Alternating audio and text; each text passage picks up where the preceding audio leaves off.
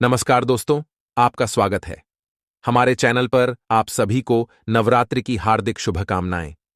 दोस्तों, आज हम आपको नवरात्रि की पावन कथा सुनाने जा रहे हैं।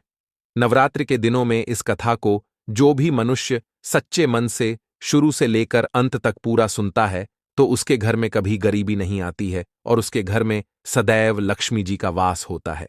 इस कथा का श्रवण करने के बाद रोगी व्यक्ति को अपने सभी रोगों से मुक्ति मिल जाती है और आपके जीवन में जितने भी कष्ट है वह दूर हो जाते हैं। और आपको इस कथा के माध्यम से यह भी बताने वाले हैं कि नवरात्रि के दिन में जो इन कथाओं का श्रवण करता है उसे कौन सा फल मिलता है। मित्रों, एक बार फिर से आप सभी का स्वागत है बुधा एक्सपीरियंस यूट्यूब चैनल में। दोस्तों, आप लोगों ने अभी तक इस वीडियो को लाइक नहीं किया तो वीडियो को लाइक कर दें और चैनल को भी सब्सक्राइब जरूर करें। दोस्तों, आप सभी को यह कथा शुरू से लेकर अंत तक अवश्य सुनना है, क्योंकि आधा अधूरा ज्ञान जहर के समान होता है। आधी अधूरे ज्ञान से मनुष्य को कभी भी सफलता नहीं मिलती है। दोस्तों, मैं आपको कथा सुनना प्रारंभ करता हूं। एक समय की बात है। ताजपुरा नगर में एक पंडित रहता था। उसका नाम वीरेंद्र था। वह जन्म से ही बहुत गरीब था। वह पंडित अपनी पत्नी और अपने पुत्र के साथ रहता था। उसके पुत्र का नाम राहुल था।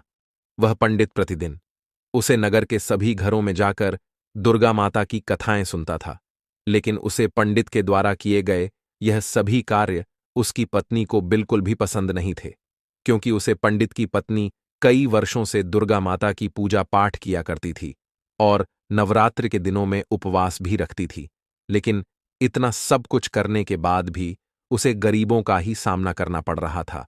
इसलिए वह पंडित की पत्नी दुर्गा माता से बहुत ही नाराज हो गई और उनका पूजा पाठ करना सब कुछ छोड़ दिया। इसी तरह से वह पंडित जब तक युवा था तब तक वह कहीं ना कहीं से दुर्गा माता की कथा सुनाकर और पूजा पाठ करने के बाद उसे जो धन मिलता था, इस धन से वह अपने परिवार का पालन पोषण करता था। फिर एक दिन उसे पंडित की पत्नी ने दोबारा दुर्गा माता की पूजा अर्चना करना शुरू कर देती है।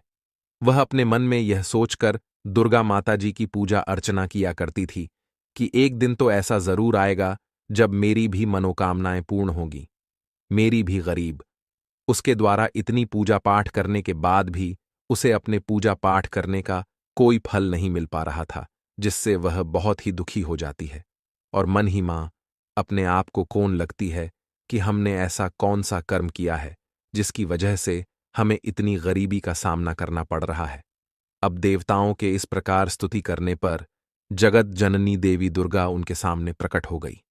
देवताओं ने माता दुर्गा से निवेदन किया कि हे भगवती, शिवाय आप बोतल पर अवतीर्ण होकर पुनः भगवान भोलेनाथ की पत्नी बन और यथा योग्य ऐसी लीला करें जिससे देवताओं का मनोरथ पूर्ण हो जाए।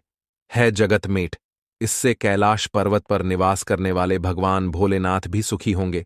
आप ऐसी कृपा करें जिससे सब सुखी हो जाए और सबको सारा दुख नष्ट हो जाए।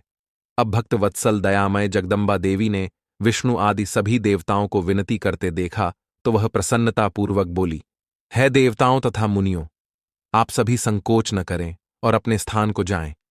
मैं गिरिराज की पत्नी मीना की कोख से जन्म लूंगी और भगवान शिवजी की पत्नी बनूंगी। यह आप सभी से मेरा अत्यंत ही गुप्त मत है। अब इतना कहकर जगत माता वहां से अदृश्य हो गई और तुरंत अपने लोक में चली गई। अब देवताओं के बताएं अनुसार गिरिराज हिमालय एवं मैं दोनों दंपति ने भगवती जगदम्बा को प्रसन्न करने के लिए तपस्या आरंभ की। उनकी तपस्या से प्रसन्न होकर भगवती उमा देवी ने उन्हें प्रत्यक्ष दर्शन देकर प्रसन्नतापूर्वक मीना से मनोविश्चित वर मांगने का आग्रह किया। उन्होंने कहा है, मैं और गिरिराज, मैं आप दोनों की पूजा से बहुत ही प्रसन्न हूं। मांगो, तुम्हें क्या चाहिए। तब मीना ने कहा है, जगदम्बे के यदि मैं वर पाने के योग्य हूं तो मुझे 101 पुत्र हो। उन पुत्रों के पश्चात मेरी एक पुत्री हो ही।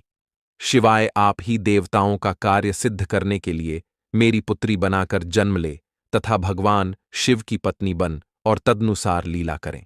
मीणा की बात को सुनकर प्रसन्न हृदय देवी ने उनके मनोरथ को पूर्ण करने का वरदान दिया और कहा कि मैं स्वयं तुम्हारे यहां पुत्री के रूप में जन्म लेकर देवताओं के समस्त कार्य सिद्ध करूंगी। ऐसा कहकर जगाधरी परमेश्वरी शिव वहां से अदृश्य हो गई। अब ब्रह्मा जी कहते हैं कि हे नारद जी तथा अंतर्मीणा और हिमालय कन्या प्राप्ति के लिए निमित्त भगवती जगदम्बा की उपासना करने लगे। कुछ समय बाद भगवती जगदम्बा ने जन्म लेकर मीणा के समक्ष अपने स्वरूप में प्रकट हो गई। उसी क्षण विष्णु आदि सब देवता वहां आए और माता जगदम्बा का दर्शन कर उन्होंने उनका स्तवन किया। जब देवता लोग स्तुति करके चले गए तो देवी के उसे दिव्य रूप का दर्शन करके मैं को ज्ञान प्राप्त हो गया। माहेश्वरी, आप कृपा करें कि रूप में मेरे ध्यान में स्थित हो जाए, साथ ही मेरी पुत्री के अनुरूप प्रत्यक्ष दर्शनीय रूप धारण करें। अब ब्रह्मा जी कहते हैं, हे नारद, मीणा के समक्ष वह कन्या लौकिक गति का आश्रय लेकर रोने लगी। उसका मनोहर रुदन सुनकर सब लोग प्रसन्न होकर उसके पास पहुंच गए और सभी बहुत खुश हो गए। अब हिमालय के गुरु ने जगत माता का नाम पार्वती रखा। माता पार्वती दिनों दिन आनंदपूर्वक बढ़ने लगी। तो दोस्तों और मेरी प्यारी माता और बहनों यही थीं। माता जगदम्बा के की कथा माता और ऐसे अपने भक्तों की रक्षा करती है, उसे विषय में निहित एक अलौकिक एक कथा को सुनाता हूं कि माता ने कैसे अपने भक्तों का कल्याण किया। अब चलो हम इस कल्याणकारी कथा को सुनते हैं। दोस्तों, एक समय की बात है, किसी नगर में एक सेठ के घर पर एक बहुत सुंदर कन्या पैदा हुई थी। वह कन्या इतनी बड़ी रूपवती थी कि उसके सामान दूसरी कोई और स्त्री नहीं थी। अब उसे सेठ की पुत्री धीरे धीरे बड़ी होने लगी। बड़ी होने के साथ ही वह कन्या माता दुर्गा की अनन्य भक्त थी। वह रोज माता दुर्गा की पूजा और प्रतिष्ठा किया करती थी। उसके पिता भी अपनी पुत्री को माता दुर्गा की भक्ति करते देख बहुत ही प्रसन्न होते थे। अब तो उसके रूप और यौवन के साथ साथ चेहरे पर और भी निखार आने लगा। धीरे धीरे वह नवरात्रि के व्रत का महत्व सुनने के उद्देश्य से आया हो। यह व्रत क्यों रखा जाता है? इस व्रत को करने से कौन सा फल प्राप्त होता है? इस व्रत की विधि क्या है तथा इस व्रत के नियम क्या हैं? कृपया आप मुझे इस सब बातों का ज्ञान प्रदान कीजिए। महादेव कहते हैं, है देववर्ष, आज आपने उत्तम प्रश्न किया है। आपके माध्यम से समस्त संसार को इस व्रत का महत्व पता चलेगा, इसीलिए आप ध्यान से सुनिए। आज मैं आपको इस व्रत का महत्व सुनाता हूं तथा इस व्रत को करने के विधि और नियम भी बताता हूं, किंतु उससे पहले मैं आपको नवरात्रि के व्रत की एक महान कथा सुनाता हूं। जो भी मनुष्य इस कथा का श्रवण करता है, उसके समस्त पापों का नाश होता है, उसकी दरिद्रता का भी नाश होता है। इसीलिए आप इस कथा को ध्यान से पूरा सुनिए और इसका प्रचार कीजिए। हे प्रभु, कृपया आप मुझसे वह कथा कहिए। मैं इसे ध्यान से पूरा सुनूंगा और इसका प्रचार करूंगा। तब भगवान शिव देवर से नारद को कथा सुनाने लगते हैं। है देवासी पूर्वकल की बात है। कौशल देश में एक अत्यंत दिन दरिद्री धनहीन एवं विशाल कुटुंब वाला सुशील नाम का एक वैश्या रहता था। उसे वैश्या की अनेक संतानें थीं जो कोई काम नहीं करती थीं और धन के अभाव से सीख कर में चल रहा है। धन के अभाव में मैं क्या करूं? मेरी पुत्री भी विवाह के योग्य हो गई है, किंतु उसका विवाह करने के लिए मेरे पास कुछ भी नहीं है। कन्यादान का समय भी बीता जा रहा है वीरेंद्र, इसी कारण से मैं चिंतित हूं। है दयानिदान, आप तो विद्वान हैं, आप अवश्य ही मुझे कोई ऐसा तप मंत्र व्रत तथा उपाय बताइए जिससे मैं अपने परिवार का पालन पोषण करने में समर्थ हो जाऊं। है मां, भाग, आपकी कृपा से मेरा परिवार सुखी हो सकता है। कृपया आप अपने ज्ञान के बल से विचार करके मुझे कोई उपाय बताइए।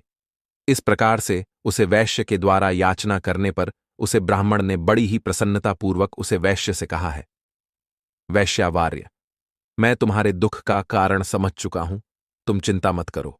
दोस्तों, कहानी अच्छी लगे चैनल को लाइक करें, सब्सक्राइब और कमेंट बॉक्स में जय श्री कृष्णा लिखें। कृपया आप मुझे इस सब बातों का ज्ञान प्रदान कीजिए। महादेव कहते हैं, है देववर्ष, आज आपने उत्तम प्रश्न किया है।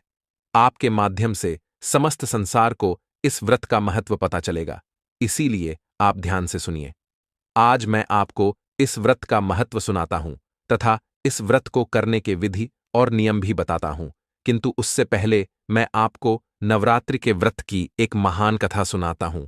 जो भी मनुष्य इस कथा का श्रवण करता है, उसके समस्त पापों का नाश होता है, उसकी दरिद्रता का भी नाश होता है।